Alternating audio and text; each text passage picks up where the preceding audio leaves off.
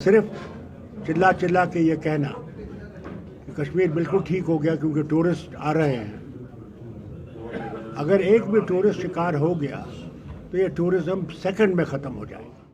क्या डॉक्टर फारूक अब्दुल्ला उम्र के उस पड़ाव पर पहुंच गए हैं जहां पर सिर्फ हताशा और निराशा ही दिखाई देती है? उनके कई मर्तबा इस तरह के बयान आ जाते हैं जो बताते हैं कि डॉक्टर फारूक अब्दुल्ला कहीं ना कहीं निराश, हताश है और हड़बड़ाहट या फिर किसी चीज़ की घबराहट जो है वो उनके बयानों में झलकती है।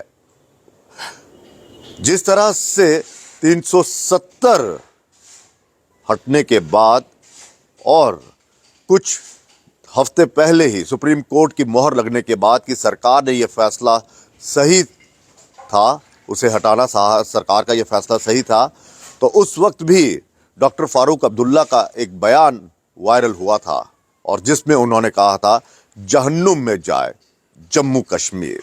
नमस्कार, मैं हूं ललित खजूरिया और आप देख रहे हैं जम्मू संवाद। दरअसल डॉक्टर फारूक अब्दुल्ला अब उम्र के उस पड़ाव पर हैं जहां पर उन्हें लग रहा है कि उनकी सियासी ज़मीन जो है वो ख़त्म हो चुकी है।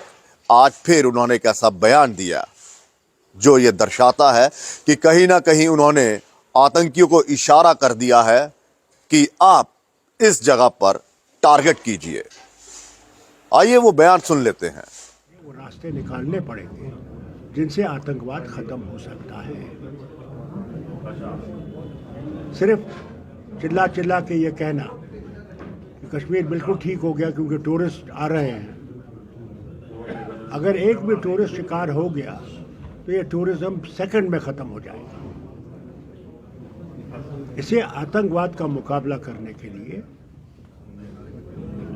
मरकज़ की हुकूमत को सोचना चाहिए।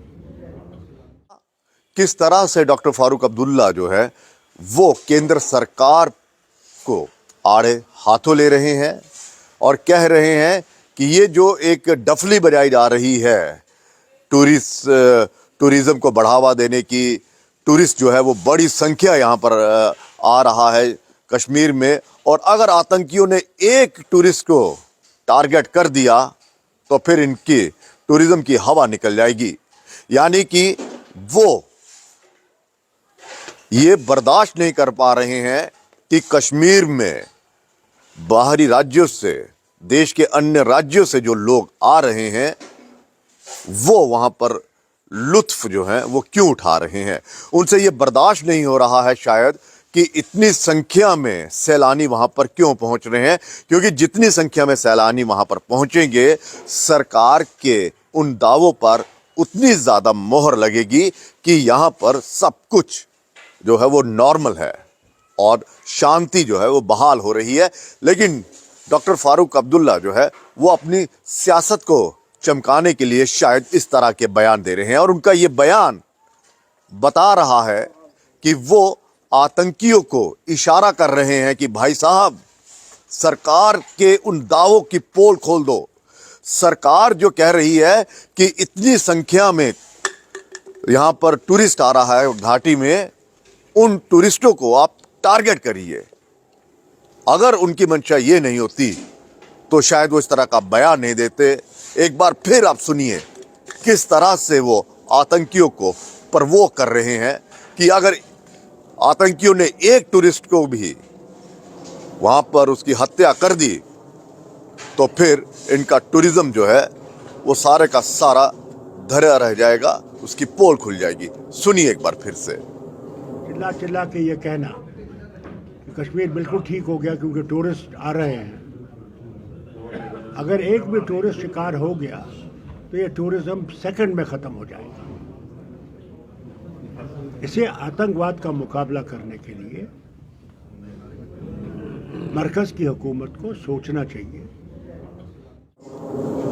तो क्या अब सियासत उस मुकाम तक पहुंच चुकी है जहां पर उन्हें लग रहा है कि हाँ यही एक वो जरिया है कि अगर हालात जो है वो ख़राब होते हैं तो हम केंद्र सरकार को कोसेंगे, उनके कार्यशैली को कोसेंगे और बताएंगे दुनिया भर को कि देखिए जो ये दावे कर रहे थे वो दावे खोखले हैं और यहाँ पर जो है वो टूरिस्ट को जो है टारगेट किया जा रहा है। हालांकि चुनावों को लेकर भी उन्होंने कहा था कि जो एनसी है वो हर पल तैयार है, चाहे वो पंचायत के चुनाव हों, चाहे एमपी के हों, चाहे डीडीसी के हों, चाहे असेंबली के हों और चाहे पार्षदों के हों। लेकिन फारूक अब्दुल्ला साहब शायद भूल गए हैं कि जब म्युनिसिपल कॉरपोरेशन के चुनाव हुए थे तो इसी पार्टी ने बायकॉट कर दिया था और कुछ इस तरह से बायकॉट किया था कि कोई बड़ा मकसद हासिल करने के लिए यह छोटी छोटी कुर्बानियाँ देनी पड़ती हैं। तो वो कौन सी इन्होंने कुर्बानी दी वो पता नहीं है, लेकिन हाँ इन्हें पता चल गया कि सत्ता से बाहर जब हो जाती हैं पार्टियां तो फिर किस तरह से हताश होते हैं। हालांकि देखना यह है कि अब भारतीय जनता पार्टी और केंद्र सरकार जो है वो किस तरह से इस बयान को लेती हैं। क्या फारूक अब्दुल्ला जो है वो अपने इस बयान पर माफ़ी मांगेंगे, क्योंकि उन्होंने इशारों में ये जो बयान दिया है वो इशारों में उन्होंने आतंकियों को प्रवोक किया है। फिलहाल इजाज़त दीजिए, नमस्कार।